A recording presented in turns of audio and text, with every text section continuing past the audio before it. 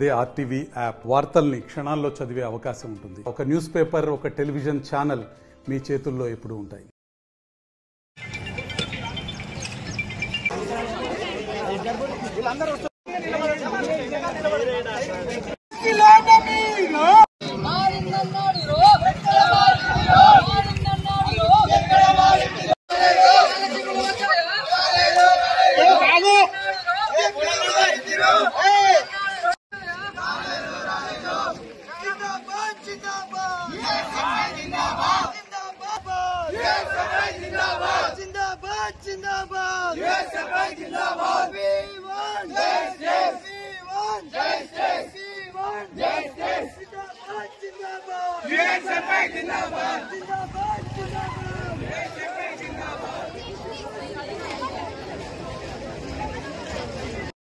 Pending land scholarship fees reimbursement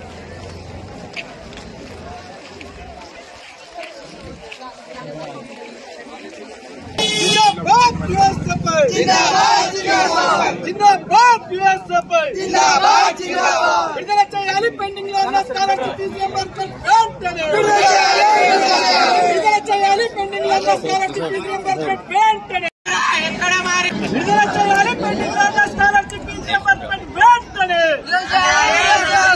విడుదల చేయాలి. Pending land scholarship fees reimbursement వెంటనే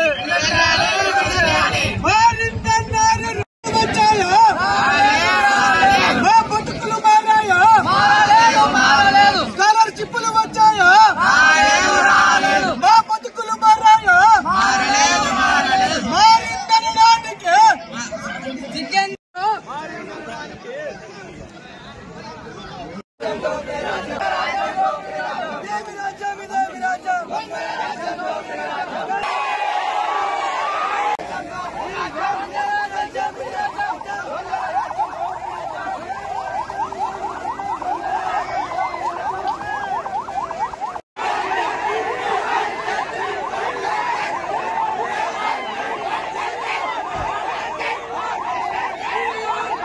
నా పేరు తాటికొండ రవి, యుఎస్ఎఫ్ఐ విద్యార్థి సంఘం రాష్ట్ర అధ్యక్షుడిని.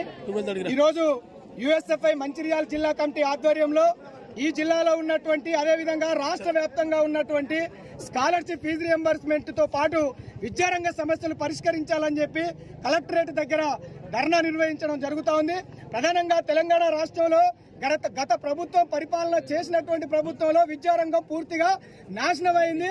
ప్రభుత్వ విద్యను మొత్తం ప్రైవేట్ పరం, కార్పొరేట్ పరం చేసేటువంటి పద్ధతిలో గత ప్రభుత్వం చేసినటువంటి నిర్ణయాలు ముందుకెళ్లాయి.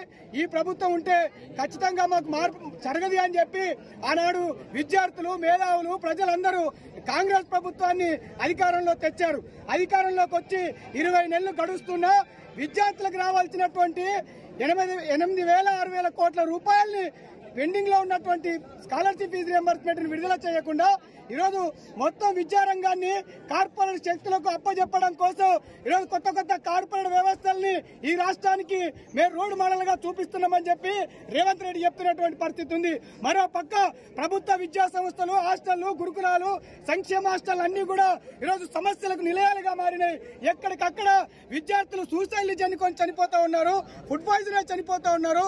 మంచినీళ్లు లేవు, మరుగుదొడ్లు లేవు, మూత్రశాలలు లేవు. మరోవైపు స్నానం చేయడానికి అమ్మాయిలకు స్థాన గదులు కూడా లేనటువంటి పరిస్థితి. ఈరోజు అమ్మాయిల హాస్టళ్లకి రక్షణ లేనటువంటి పరిస్థితి తెలంగాణ రాష్ట్రంలో ఉంది. మరోవైపు బడ్జెట్ కనుక, గత బడ్జెట్ ని కనుక కాంగ్రెస్ ప్రభుత్వం విద్యారంగానికి కొటారి కమిషన్ ప్రకారం బడ్జెట్ లో 30% నిధులు కేటాయించాలని చెప్పేసి ఉన్నప్పటికీ 6%, 7% నిధులు కేటాయించి విద్యారంగం బాగుండాలి, ఈ రాష్ట్రంలో విద్యారంగం కోసం, విద్యారంగ అభివృద్ధి కోసం కాంగ్రెస్ ప్రభుత్వం పాటుపడుతుందని చెప్పేసి చెప్తా ఉన్నారు.